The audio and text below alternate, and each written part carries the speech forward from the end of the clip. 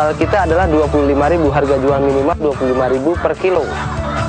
Nah, jadi tinggal kita hitung kalau 1.000 dengan tingkat kematian 3-5%, itu kita masih bisa mendapatkan sekitar 5 jutaan.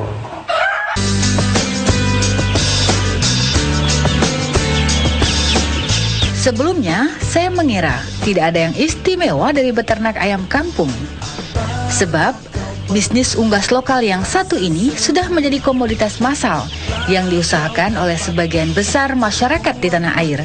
Jadi, kalau hanya untuk memelihara, merawat, hingga memasarkan ayam kampung, siapapun bisa melakoninya. Namun, rupanya tidak semua peternak ayam kampung mampu menangkap peluang rupiah dari bisnis ini. Hal itu terbukti 95% usaha tersebut masih dijalani secara tradisional, alias tanpa perawatan yang intensif. Karena itu permintaan daging ayam kampung yang amat besar akhirnya tidak dapat dipenuhi oleh peternak. Sebagai gambaran, di pasar Jakarta, Bogor, Depok, Tangerang, dan Bekasi, kebutuhan ayam kampung diperkirakan mencapai 200.000 ekor per hari. Dari permintaan ini, setiap hari para peternak ayam tersebut hanya mampu memasok sekitar 35.000 ekor. Dan inilah celah bisnis itu. Permintaan tinggi, tapi tidak diimbangi dengan rendahnya penawaran. Potensi gurihnya bisnis ayam kampung akhirnya membawa saya datang ke Sukabumi, Jawa Barat. Tepatnya di bilangan Sadamukti 58, Desa Tenjolaya, Kecamatan Cicurug.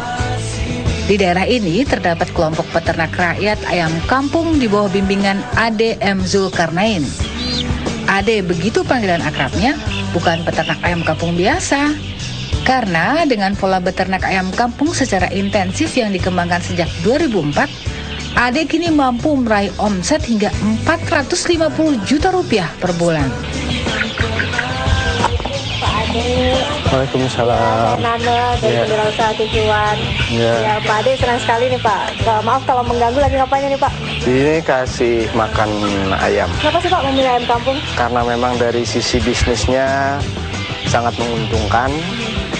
Kemudian karena memang ini adalah sumber daya genetika ternak asli Indonesia. Menguntungkannya itu dari sisi mana Pak? Apa mungkin memang harganya untuk dipasarkan mahal atau bagaimana? Satu, permintaan pasar sangat tinggi, sehingga demand dan supply-nya tidak seimbang. Antara permintaan dan pasokan tidak seimbang, itu sudah pasti harganya bagus. Dibandingkan beternak unggas yang lain, misalnya ayam ras, semua produk ayam kampung memang memiliki harga yang lebih tinggi.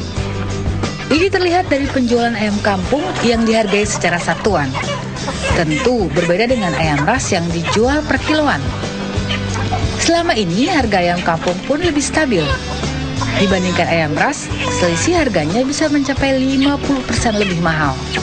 Tren kenaikan harga itu ayam kampung ini setiap tahun 15% kenaikan rata-rata. Jadi selalu naik, tidak pernah turun. Bahkan saya bisa menyebutkan usaha ternak ayam kampung asli ini tingkat pendapatannya itu jauh lebih baik dibandingkan dengan komoditas ternak lainnya. Kita sebagai peternak pengendali harga, ya, pengendali harga, sehingga kita bisa mengatur berapa mau kita jual. Harga pasarannya untuk ayam kampung sendiri misalnya satu potong itu sekarang berapa? Harga pasaran kita ini kita menetapkan harga standar minimal di peternak itu 25.000 per kilogram. Sehingga kalau sampai di pasar itu ibu-ibu di rumah tangga ke pasar ini untuk ukuran 1 kilo itu harganya bisa mencapai 45-50.000. Produk premium, inilah keistimewaan ayam kampung. Otoritas harganya justru ada di tangan peternak, bukan di pihak pedagang seperti yang lazim terjadi saat ini. Hanya saja, bukankah beternak ayam kampung secara intensif seperti milik Ade ini banyak kendalanya? Kendala di beternak ayam kampung ini relatif tidak ada sebenarnya ya, selama kita menerapkan tata laksana beternak yang baik atau good farming practice ya, di mana kita bisa menekan kematian dengan mencegah, menghindari penyakit. Beternak ayam kampung seperti ini yang dikenal dengan beternak pola intensif itu masih jarang. pola intensif itu yang seperti dibiarkan ini. di halaman. Kalau yang dibiarkan di halaman itu pola tradisional.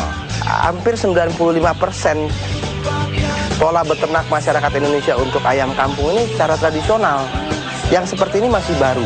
Bicara masalah pakan, harga pakannya sendiri cukup mempengaruhi. Komponen pakan ini sekitar 55% dari total biaya produksi. Jadi kendala nggak pakai pakan apa sekarang? Kalau harga pakan tidak terlalu terkendala karena kan kita masih menggunakan bahan baku lokal. Pantas saja. Saat peternak ayam ras berteriak akibat naiknya harga pakan, peternak ayam kampung masih bisa bertahan. Sebab pakannya tidak harus bergantung dengan membeli dari pabrik.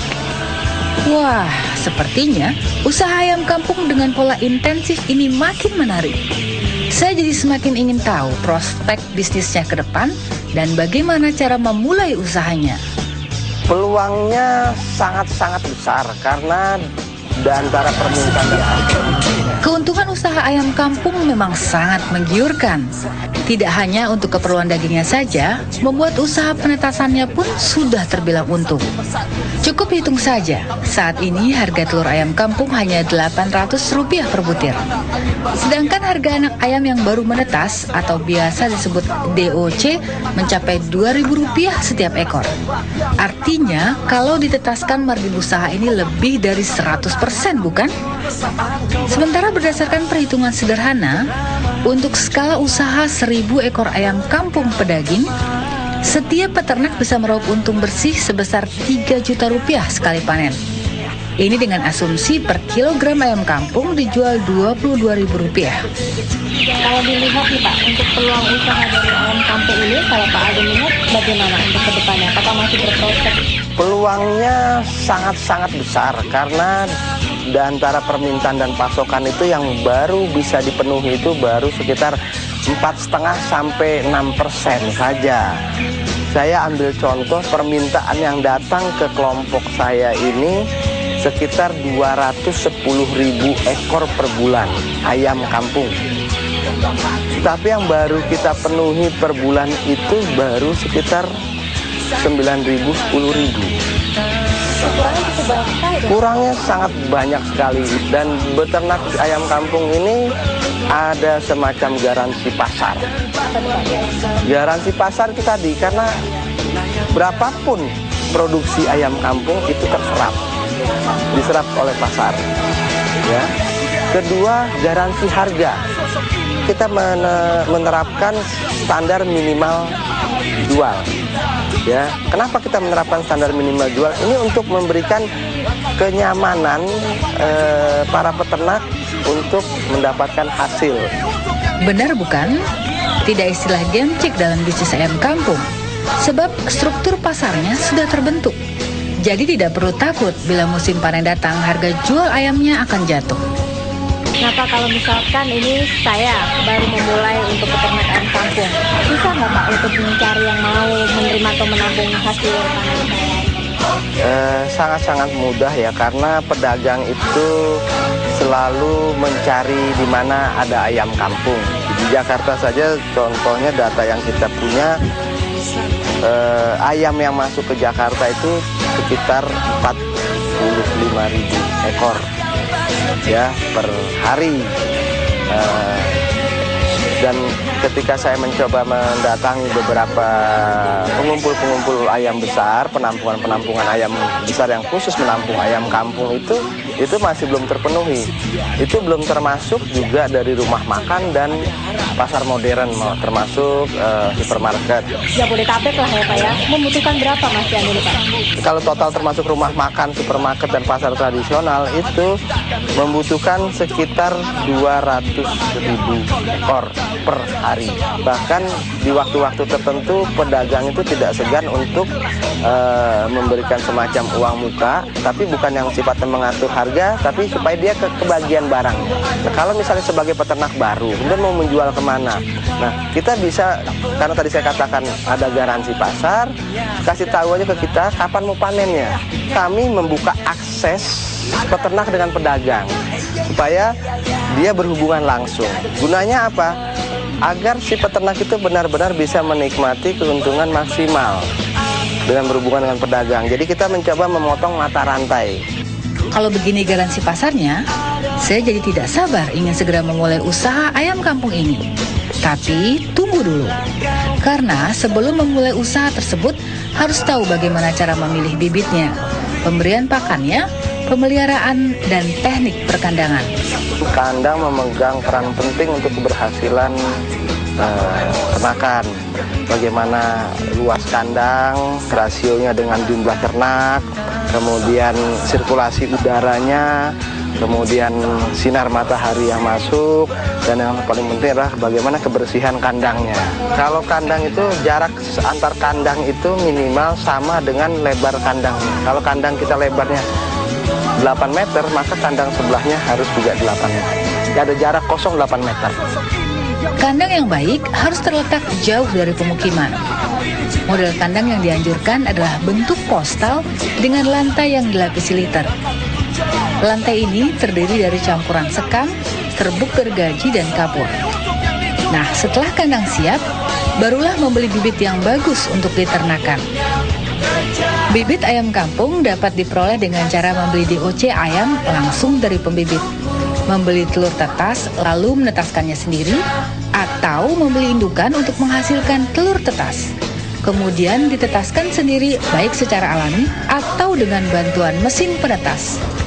Bibit ayam kampung yang sehat dan baik memiliki kriteria antara lain bisa berdiri tegap, sehat, tidak cacat, mata bersinar, serta bulu bersih mengkilap.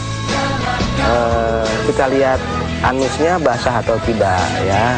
Kalau itu ompalitis atau tidak, menetas dipaksakan yang tidak pada waktunya ya. Kemudian kalau sudah kita lihat lagi setelah dia datang di UC, menyebar atau tidak. Kalau dia menyebar lincah, dia sehat.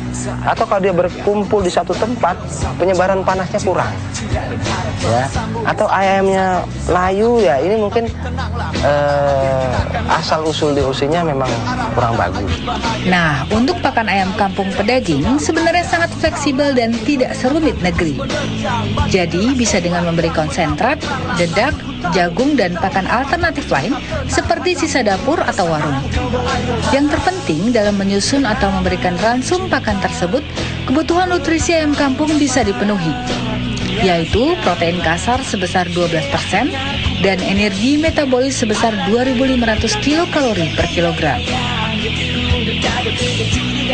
Ada 3 komponen yang perlu kita siapkan. Pertama, lahan. Kedua, kandang dan peralatan. Kunci sukses beternak ayam kampung terdapat pada tata laksana pemeliharaan unggas. Meski bibit yang dipilih cukup baik dan pakannya pun memadai, tapi bila salah mengelola hasil yang diperoleh bisa jauh dari harapan. Dengan pola pemeliharaan intensif seperti ayam ras, tingkat keberhasilan usaha ayam kampung akan semakin tinggi. Nah Pak, kalau mau mulai bisnis awal ini Pak, kira-kira apa yang Jadi ada 3 komponen. Ya, Pak ya? Apa ya Pak ya?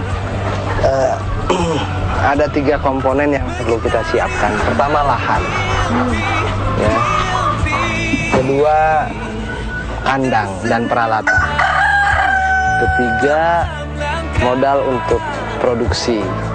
Tadi kan sudah saya sebutkan bahwa rasio kandang itu adalah 1 meter per 10. Kalau kita mau punya usaha ternak 1000 ekor, maka kita harus punya kandang 100 meter persegi. Maka lahan yang ada setidaknya paling sedikit 150 meter persegi. Biaya kandang itu dan peralatan sekitar 200.000 per meter. Ya. Dengan material kayu, bambu, dan atap, bisa seng, bisa asbes, bisa genteng. Sebaiknya untuk dindingnya itu saya menyarankan kawat, karena kawat mudah dibersihkan, kemudian arus sirkulasi udara dan sinar cukup baik, sehingga itu mempengaruhi pertumbuhan si ayam. Mulai dari persiapan kandang, Maksudnya persiapan kandang sebelum DOC masuk sampai panen. Itu biayanya berkisar 18.000 sampai 18.300 rupiah per ekor per periode panen, yaitu selama 70 hari. Nah, komponen-komponennya itu satu yang pokok adalah DOC, ya. Harga DOC itu berkisar 5.000 sampai 6.000 rupiah per ekor.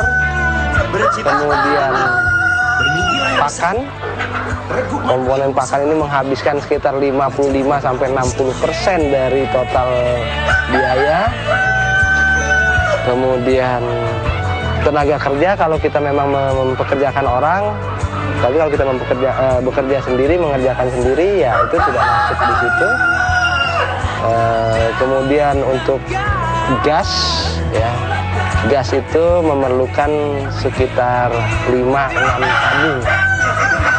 Gas itu untuk pemanas atau induk buatan, ya, kita menggunakan gas. Kemudian untuk herbalnya, vaksinnya itu hanya sekitar 1-2% saja dari total biaya. Total biaya produksi untuk pemeliharaan ayam kampung hingga siap panen mencapai Rp18.000 per ekor. Jadi, bila hendak memulai usaha ini, tinggal dikalikan saja berapa skala usaha yang ingin dipilih.